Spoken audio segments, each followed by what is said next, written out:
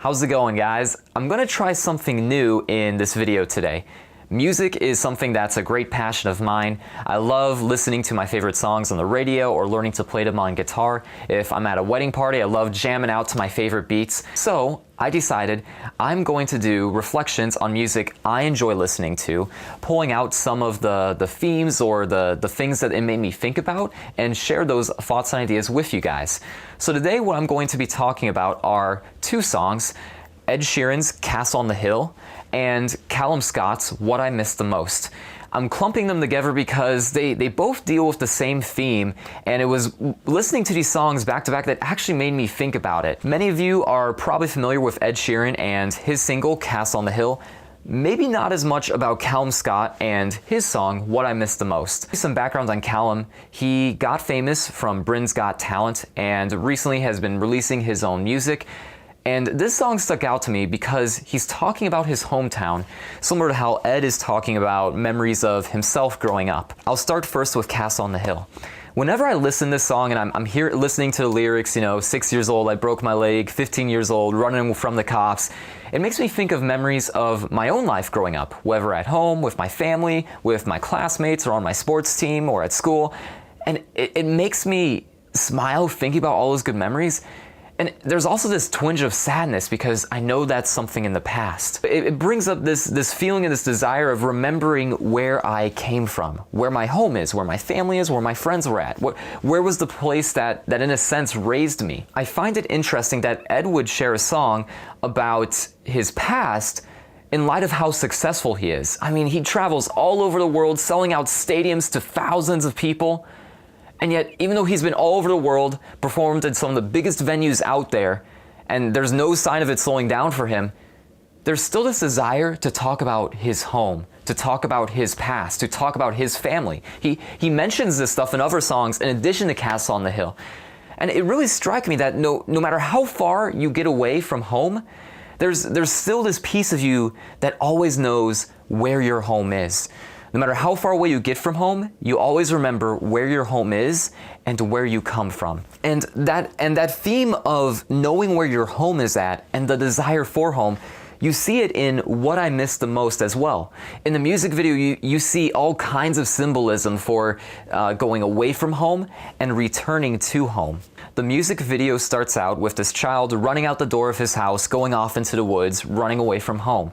You then transition to the grumpy, angsty teenager hitchhiking on the road, trying to get further away. And what struck me about this is when he does finally get a ride, there was this stuffed teddy bear that he was running around with as a child. But now as a teenager, he leaves it on the road as he drives off with his new friends.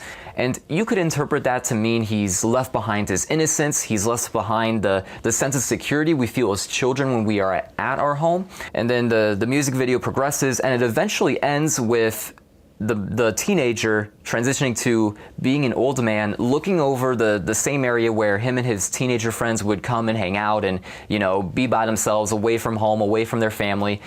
And you could see this sense of sadness and nostalgia over him as he's reflecting over this. But then he pulls out this compass that the child had, that the teenager had, and now the old man still has with him. He looks down at the compass, looks back up, and the smile breaks over his face, and he starts heading back home. You then transition from the old man to the teenager who's sprinting for the fields. You see him swipe up the teddy bear from the road, and it transitions back to him being a child running for the woods, coming in for the front door and embracing his mom. We see in the video this theme of going away from home, but ultimately returning to it. To build off what I said about Castle on the Hill, you see Ed performing all over the world, but he still remembers where his home is. Well, now in What I Miss the Most, you see this person going away from home, but there is a desire to return back to home. And I think this is something we can all relate to. I know for myself, being a speaker, there are many times where I'm waking up early to leave home, and I will come back late at night after being on the road for hours on end. And every time I see the skyline of my hometown, there's this sense of relief that washes over me. There's this small sense of joy that I feel whenever I return home. I think these songs are popular because of the very fact I can relate to it and anyone can relate to it. We all have this desire to return home, to our hometown, our family, our friends, our alma mater. We have this desire in us that even when we journey away from home, we have the desire to come back home. But there's a problem here. If you're anything like me, your hometown was not perfect. If you're anything like me, your family is not perfect. If you're anything like me, your friends growing up were not perfect. The alma mater you went to was not perfect. We have this desire to return home, but unfortunately, our home is not perfect. And in some cases, we can return home and we can feel disappointed. You know, when we're away, we can idealize it and miss it, but then we come back and we realize it wasn't as great as we thought it was. We've got this problem where we desire to return home, but when we get home, it's not perfect. And in some cases, we can be wounded and hurt by our family or our friends or by others. So how does this work then? We want to come home, but we get hurt when we're at home. Well, what if home is not home? Okay, what do I mean by that? What I mean by that is we have a physical home, a hometown, friends, family, but what if that physical home here on earth isn't our real home? If you look at the Christian view of the world, we are living here and we have a physical real home, but that home is only pointing towards our true home with God our Father in heaven. And we see Christ talk about this quite a bit in the gospel. There's an instance in Matthew chapter 17, verse 21 to 25, where Jesus is sharing with the apostles for the first time what's going to happen to him on Good Friday, how he's going to be arrested, he will be crucified, and then 3 days later he will rise again from the dead. And Peter speaks up and says, "God forbid that, Lord, no such thing shall ever happen to you." And so the apostles have this concern, for they don't want Christ to die, because being his followers, they will probably be put to death too. So Peter is giving Jesus pushback, and Jesus rebukes him. He says, "Get behind me, Satan." And he goes on to say, "Whoever wishes to save his life will lose it, but whoever loses his life for my sake will find it. What profit would there be for one to gain the entire world but forfeit his life?" Jesus is trying to tell the apostles here that this life is not what you should focus on. Your home here is not what you should focus on. There is something beyond death that you should focus on. If you focus on this world, on this home, you're going to lose it, because it's broken to start with, and you're going to be separated from it with death. But if you look beyond your home here, beyond this life, that is where you will find your true home and true everlasting life. In the Gospel of John, chapter 14, verse 2, we hear Jesus talk about preparing a home after this life. When Jesus says at the Last Supper, "In my Father's house there are many dwelling places. If there were not, would I have told you that I am going to prepare a place for you?" Jesus is talking about a home after this life. He's telling them, "I'm going to die, I'm going to leave you, but do not be afraid. I have to do this so you can be welcome in the home of God the Father, because by my sacrifice, you can be redeemed. By my sacrifice, you can receive mercy from God to be welcome in the true home of heaven."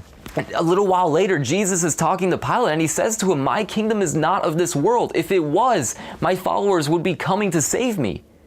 But my kingdom is not here."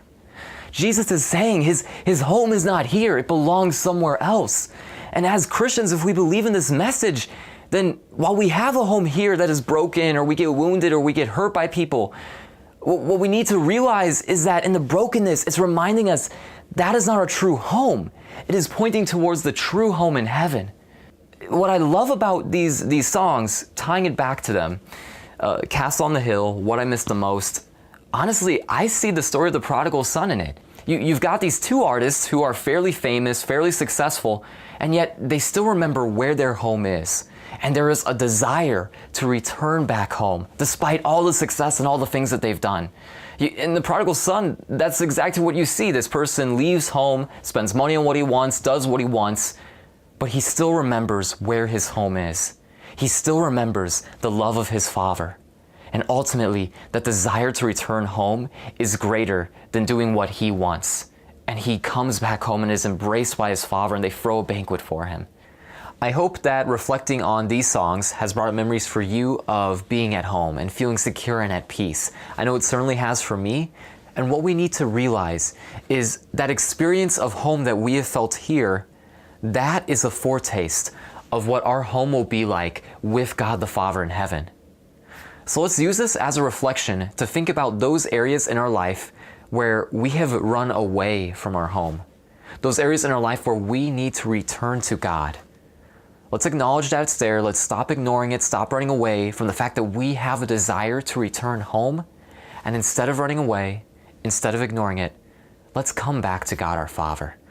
We've got that desire in our hearts. We've seen that in these songs. Let's face it, and let's return home.